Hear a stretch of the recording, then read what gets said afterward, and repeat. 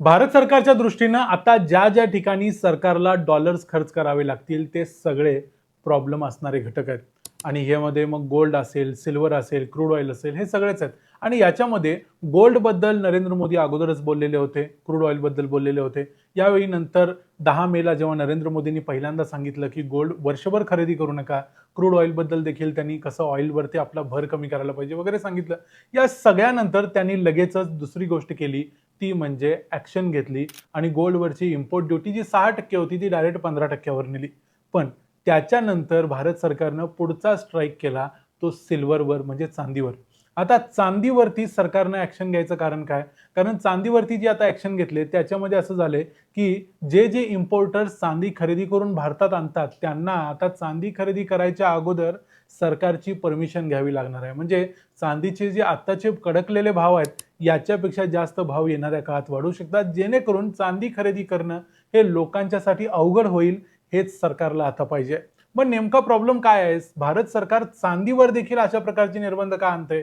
नेमका प्रॉब्लेम काय आहे? कसं काय काय घडतंय? ते सगळं बघूया आजच्या या व्हिडिओमध्ये. मी आहे रणजित यादव आणि तुम्ही पाहताय द मराठी बाणा. भारताचं फॉरेन रिझर्व्ह वाचवण्यासाठी भारत सरकारनं आता कंबर कसलेली आहे. कारण सरकारकडे आता जवळजवळ 697 बिलियन डॉलर्स एवढंच परकीय चलन शिल्लक आहे. हे भरपूर जरी असलं तरी आता युद्ध परिस्थिती कधीही पेटू शकते. त्यामुळे सरकार या गोष्टींसाठी तयार राहते. आपल्याकडे पुरेसा परकीय चलनाचा साठा आहे, पण असा अर्थ नाही याचा की आपण निवांत झोपू शकतो.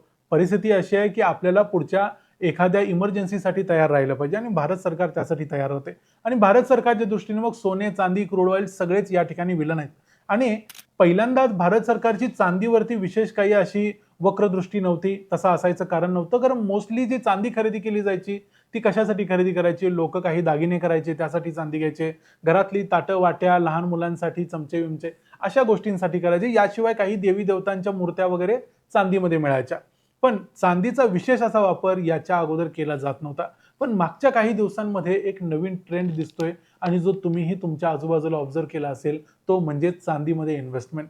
बरेच लोक सिल्वरमध्ये इन्व्हेस्टमेंट करायला लागले. अगदी सिल्वर ETF वगैरे सुद्धा आले किंवा आणखी वेगवेगळ्या माध्यमातून सिल्वरमध्ये इन्व्हेस्टमेंट करायला लागले. एकदा जेव्हा इन्व्हेस्टमेंटची चटक त्या चांदीच्या धातूला चिकटली, त्यानंतर चांदीच्या किमती भराभरा कशा वाढल्या. जी चांदी 70-75 हजार प्रति किलो होती, ती आता डायरेक्ट 3 लाखाच्या वरती जाऊन बसली. अशी परिस्थिती सगळी बघायला मिळाली. त्यामुळं भारत सरकारनं चांदीवर देखील स्ट्राईक करायचं ठरवला.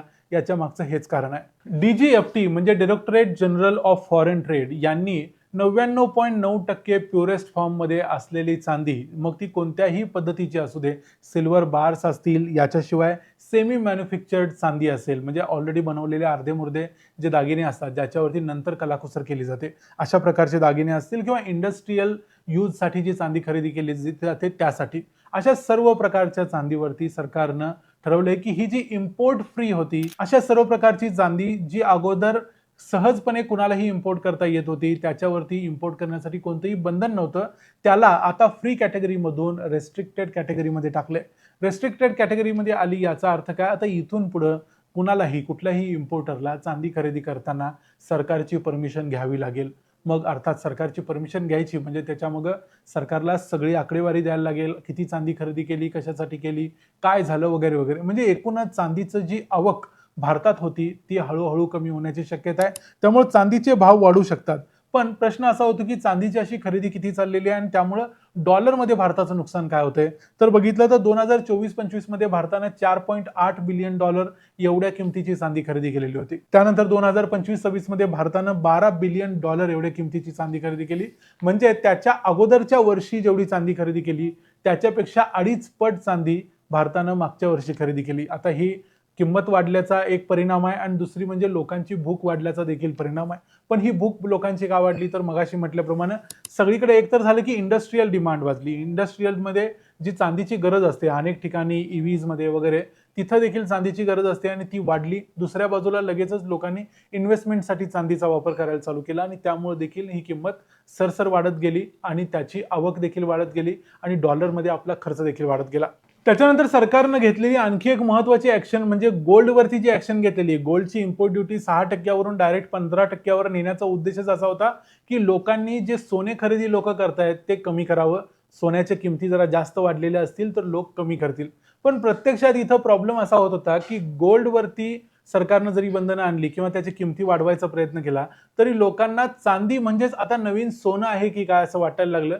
त्यामुळे लोक चांदीमध्ये जास्त इन्व्हेस्ट करायला लागली आणि हे इन्व्हेस्टमेंट म्हणून चांदीचा एकदा वापर चालू झाल्यामुळे काय झालं, सरकारनं गोल्डवरती बंधन आणलं तर लोकांनी चांदीमध्ये इन्व्हेस्ट करायला सुरुवात करून मागच्या महिन्यात एप्रिलमध्ये जी चांदीची जी इम्पोर्ट होती ती जवळजवळ 157% वाढली. म्हणजे इतक्या मोठ्या प्रमाणावर लोकांना चांदी लागायला लागली. म्हणजे थोडक्यात झालं असं की सरकारनं गोल्डला महाग करून ठेवलं.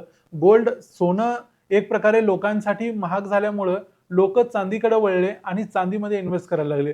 म्हणजे काय, जेवढी सोन्याची लोकांची भूक होती ती भूक आता चांदीवर लोक भागवायला लागले.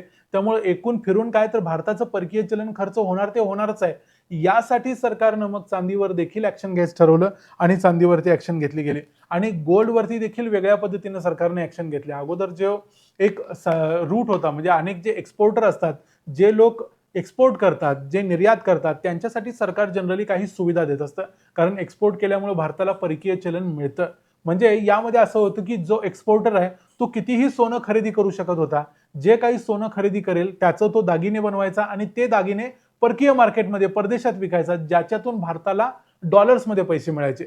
आता प्रॉब्लेम असा होता की हे जे सगळे एक्सपोर्टर्स होते, जे भारतामध्ये मोठ्या प्रमाणावर सोनं मागवायचे, ते सोनं मागवायचे आणि भारतातल्या वेगवेगळ्या सोनारांना इथल्या इथंच पुरवायचे आणि भारतातच त्या दागिने पाडून भारताच्याच मार्केटमध्ये विकलं जायचं. त्यामुळे भारताला जो एक्सपोर्ट ॲडव्हान्टेज मिळायला पाहिजे होता तो मिळायचाच नाही. उलटं व्हायचं असं की जी काही इम्पोर्ट ड्युटी भारताला मिळत होती ती इम्पोर्ट ड्युटी सुद्धा बोंबलली, कारण ह्यांच्या फ्रीमध्ये घेतलं जायचं. हे जे ह्यांच्यासाठी जी सुविधा होती ती फ्री इम्पोर्ट ड्युटीमध्ये हे कितीही सोनं घेऊ शकायचे एक्सपोर्ट करतील म्हणून. त्यामुळे त्यांनी ना एक्सपोर्ट केलं ना काय केलं. त्यामुळे एकतर डॉलर आपल्याला एक्स्ट्रा द्यायला लागायचे आणि दुसरी गोष्ट म्हणजे इम्पोर्ट ड्युटी सुद्धा आपल्याला फुकटची सरकारची वाया जायची. या दोन्ही कारणामुळे सरकारनं आता 100 किलोचं बंधन घातलंय इम्पोर्टर्सवरती. म्हणजे कुणीही एक्सपोर्टर असू दे काही असू दे, त्याला जरी सोनं विकत घ्यायचं असेल तर तो 100 किलोपेक्षा जास्त घेऊ शकणार नाही. अगोदर हजारो किलो घ्यायचे आणि भारतातल्याच मार्केटमध्ये विकायचे, ज्यांच्याकडे असं लायसन्स आहे ते लोक. त्यामुळे या सगळ्या गोष्टींच्या पासून वाचण्यासाठी सरकारनं सोनं आणि चांदी या दोघांना देखील टार्गेट केले. हे दोन्ही देखील सरकारच्या दृष्टीनं आता सध्या विलन आहेत. हॉर्मुजचा प्रश्न अजूनही सुटलेला नाही. क्रूड ऑइलच्या किमती अजून देखील $100 वरच आहेत. या सगळ्या गोष्टींच्यावर काहीतरी तोडगा डोनाल्ड ट्रम्प यांच्या चीन व्हिजिटमध्ये निघेल असं वाटत होतं, पण तिथंही काही तोडगा निघालेला नाही. डोनाल्ड ट्रम्प जसे गेले तसे परत माघारी गेले. या सगळ्यांनंतर भारताला मग या सगळ्या भविष्यातल्या अडचणींसाठी तयार राहण्याशिवाय दुसरा पर्याय नाही.